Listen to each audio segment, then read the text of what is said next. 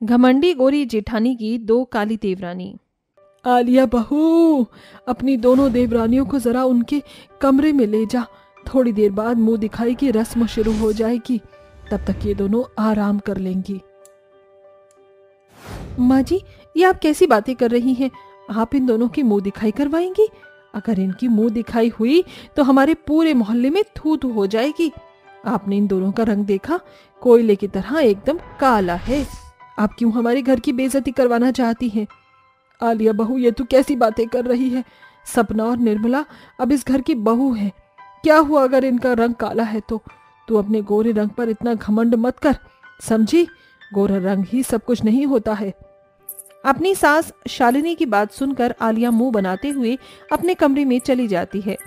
आलिया शालिनी की सबसे बड़ी बहू होती है, जो दिखने में बहुत ही गोरी और सुंदर होती है, जिस वजह से आलिया में बहुत ज्यादा घमंड होता है। वहीं शालिनी की छोटी बहू सपना और निर्मला दिखने में काली होती हैं, लेकिन दिल की बहुत साफ होती हैं।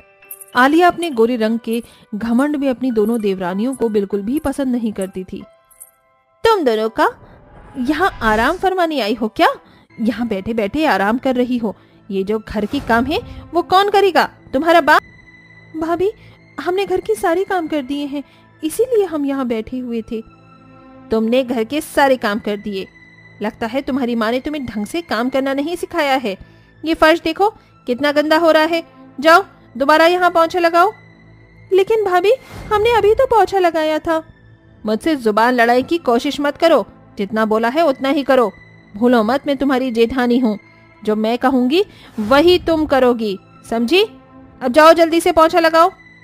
सपना निर्मला को आलिया की बात का बहुत बुरा लगता है, लेकिन वो दोनों आलिया से ज्यादा कुछ नहीं कहती। सपना जाकर फर्श पर पोंछा लगाने लगती है, लेकिन आलिया को अभी भी चैन नहीं मिलता, तो वो चुपके से पीछे से पानी को नीचे गिरा देती है, जिससे सामने से आ रही शालिनी उस पानी पर फिसल कर गिर जाती है। हे राम, अरे मेरी कमर तो टूट ही गई। ये फर्श पर पानी किसने गिराया? माँ जी, आप ठीक तो है ना? आपको ज्यादा चोट तो नहीं लगी ना? हाँ, मैं ठीक हूँ, लेकिन ये फर्श पर पानी किसने गिराया? माँ जी, पोंछा आपकी ये दोनों बहू ही लगा रही थी, तो ये पानी भी इन्होंने ही गिराया होगा ना? नहीं नहीं भाभी, ऐसा नहीं है। हम फर्श पर पानी क्यों गिराएंगे? अब झूठ मत बोलो देवरानी जी, तुम दोनों ही पोंछा लगा रही थी, तो पानी भी तुम दोनों ने ही गिराया होगा। अपने आप तो पानी नहीं गिर सकता ना? नहीं माँ जी, भाभी झूठ कह रही हैं। निर्मला, सपना, अगर तुमसे पानी गिर भी गया है तो कोई बड़ी बात नहीं है, आइंदा ध्यान रखना। और तू आलिया, तुझे अपनी देवरानी का साथ देना चाहिए, और तू उल्टा इन दोनों को मेरे से चुगली कर रही है ताकि मैं इनको डांटूं। आलिया, अपनी हरकतें सुधार ले, वरना तेरी यही हरकतें तुझ पर एक दिन भारी पड़ेंगी। शालिनी के इतना कहने के बाद निर्मला और सपना उसे उसके कमरे तक ले जाते हैं। अपनी सास की ऐसी बातें सुनकर आलिया को सपना और निर्मला पर बहुत गुस्सा आता है और वो उनसे और जलने लगती है। ऐसे ही कई दिन बीत जाते हैं और एक दिन अचानक निर्मला और सपना को उल्टियां आना शुरू हो जाता है। डॉक्टर साहब, मेरी दोनों बहुओं को क्या हो गया? सुबह से उल्टी कर रही हैं। इनकी तबीयत तो ठीक है? जी माँ जी, इनकी तबीयत बिल्कुल ठीक है। आप दादी बनने वाली हैं। आपकी दोनों बहुएं प्रेग्नेंट हैं। क्या सच में मैं दादी बनने वाली हूँ? सुना आपने माँ, मैं पापा बनने वाला हूँ। कंग्रेचुलेशंस भाई, तुम भी पापा बनने वाले हो। हाँ भाई, तुम्हें भी कांग्रेचुलेशंस। निर्मला और सपना की प्रेग्नेंट होने की बात सुनकर सारा परिवार बहुत खुश होता है, लेकिन आलिया को इस बात से कोई भी खुशी नहीं होती। देखो तो जरा, कल की आई हुई बहू मेरी काली देवरानियां, इनकी शादी को कुछ ही महीने हुए हैं, लेकिन ये दोनों प्रेग्नेंट हो गई। आलिया से अपनी दोनों देवरानियों की खुशी बर्दाश्त नहीं होती, जिस वजह से अब वो उन्हें गिराने का प्लान बनाती है। आलिया चुपके से सीढ़ियों पर तेल गिरा देती है। बड़ा इतरा रही थी ना अपनी प्रेग्नेंट होने पर। मैं भी देखती हूँ अब तुम इस खानदान को कैसे आगे बढ़ाती हो। इतना कहकर आलिया जाकर एक कोने में छुप जाती है, जिसके बाद उसकी दोनों देवरानियां सीढ़ियों से नीचे आ रही होती हैं। तेल की सीढ़ी पर गिरने की वजह से सपना और निर्मला फिसल कर नीचे गिर जाती हैं और जोर से चिल्लाने लगती हैं। निर्मला और सपना की चिल्लाने की आवाज सुनकर शालिनी दौड़कर निर्मला और सपना के पास आती है। दोनों को गिरा हुआ देखकर शालिनी जल्दी से डॉक्टर को कॉल करती है और दोनों को कमरे में ले जाती है। डॉक्टर साहब, मेरी बहू को क्या हुआ है? ये ठीक तो है ना? और उनके बच्चे? इनकी हालत बहुत कम कॉम्प्लिकेटेड हो गई है। हमें इनका जल्दी से ऑपरेशन करना पड़ेगा, वरना माँ और बच्चे की जान दोनों को ही खतरा होगा। लेकिन अभी तो मैंने दोनों बहुओं की डिलीवरी का टाइम आया ही नहीं है। लेकिन अभी हमारे पास इसके अलावा और कोई रास्ता नहीं है, वरना आपकी बहू और उनके बच्चे की जान को बहुत बड़ा खतरा हो सकता है। डॉक्टर की बात सुनकर शालिनी बहुत डर जाती है, जिसके बाद वो टाइम से पहले डिलीवरी के लिए मान जाती है। डॉक्टर फिर एम्बुलेंस को बुलाता है।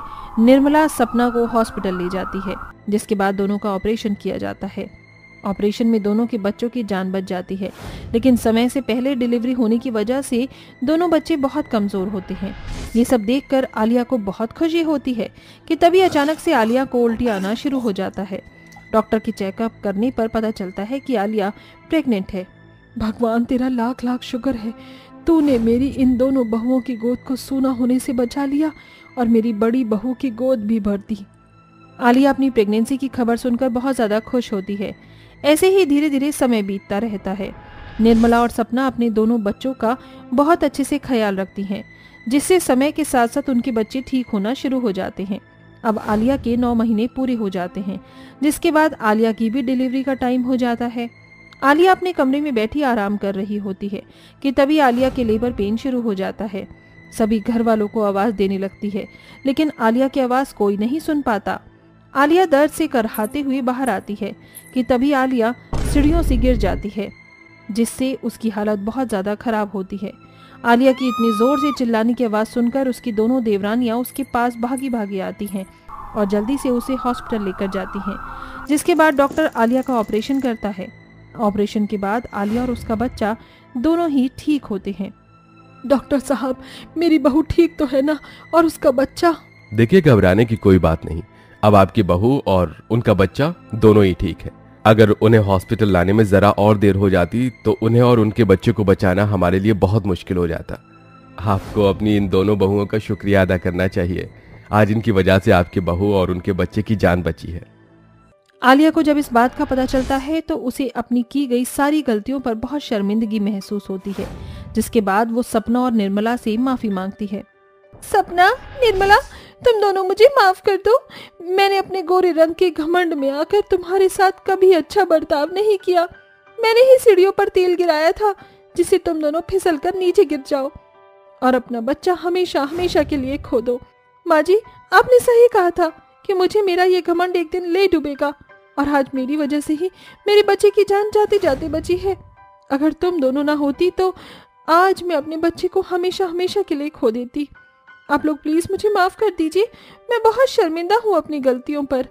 आपको अपनी गलती का एहसास हो गया, इससे बड़ी और चीज क्या हो सकता है। हर इंसान को उसके जीवन में सुधारने का एक मौका जरूर मिलना चाहिए। हाँ भाभी, निर्मला बिल्कुल ठीक कह रही है। आपको हमसे माफी मांगने की कोई जरूरत नहीं है। आप हमारी बड़ी बहन की तरह हैं। हमने आपको माफ कर दिया। निर्मला और सपना आलिया को माफ कर देती हैं, जिसके बाद आलिया को भी जीवन में एक अच्छा सबक मिल जाता है। अब तीनों देवरानी जेठानी मिलकर साथ में खुशी खुशी रहती हैं।